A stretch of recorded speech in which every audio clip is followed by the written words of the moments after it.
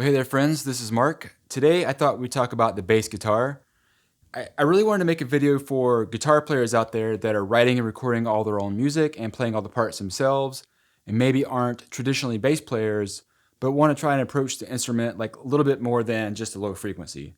So I have about 4 simple ideas that I've developed throughout the years that I found very effective, and I just wanted to pass it on and share it all with you. So to get started, if you've ever doubled a guitar riff and then noticed that certain notes just disappear in the mix. So for example, if you have a riff like this.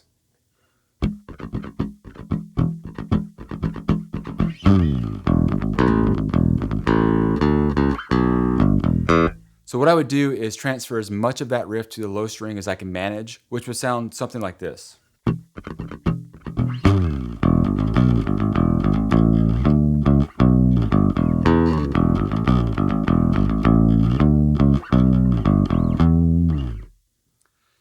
So obviously that's quite a stretch to get it all on the one string, but the benefit is it keeps the low end nice and punchy and keeps the bass guitar focused in the mix, so you won't have to do such aggressive compression in post.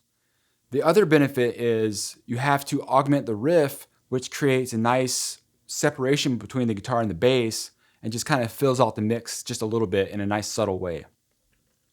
Now, speaking of doubling the guitar riff, don't always double the guitar riff. That's, of course, just my personal opinion, but I think it's a good idea. And a great example of that is the song Sweet Emotion by Aerosmith. So in that song, the verse riff is...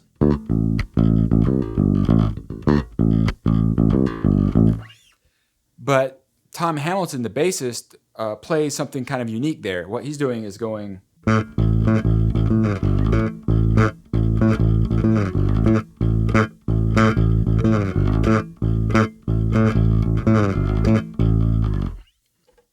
which is a really cool idea because it does a lot of things all at once. The first thing is it kind of brings the dynamics down for the verse section, and it opens up the mid-range frequency so the vocals have some space. And by locking in with the drums like that, it really accents the rhythm of the song and gives it that push and pull kind of feel. And then later on in the tune, when he does double the guitar riff, it just makes everything like massively heavy. Now, the next thing I wanted to talk about was fills for the bass guitar. And 2 things in particular, some really basic walking patterns like walking up to a chord or walking down to a chord, and using octaves to sort of mimic drum fills. So an example of that would be if I wanted to copy a snare fill, or a tom, like a tom roll, or something just very simple like a kick and snare pattern.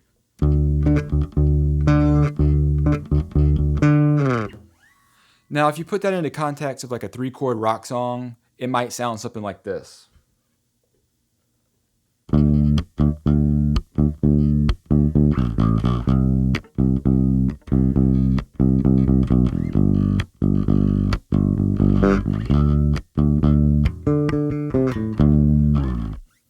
And as you can see there, I utilized the low string as much as I possibly could to sort of keep the low end punchy and full, like in the first example.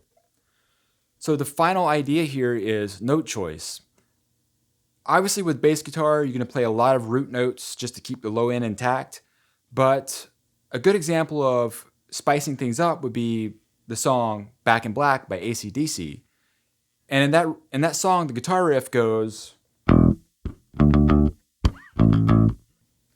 but the bass part is playing something like this.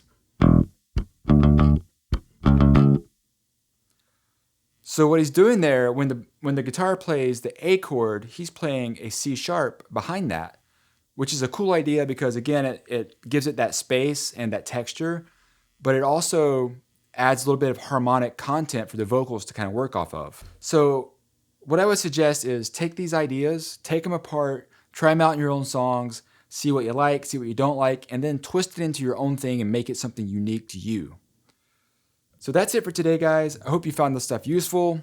And as always, until next time, thanks for watching. I hope you enjoyed that video. If you did, then please consider subscribing to my YouTube channel. I would really appreciate that.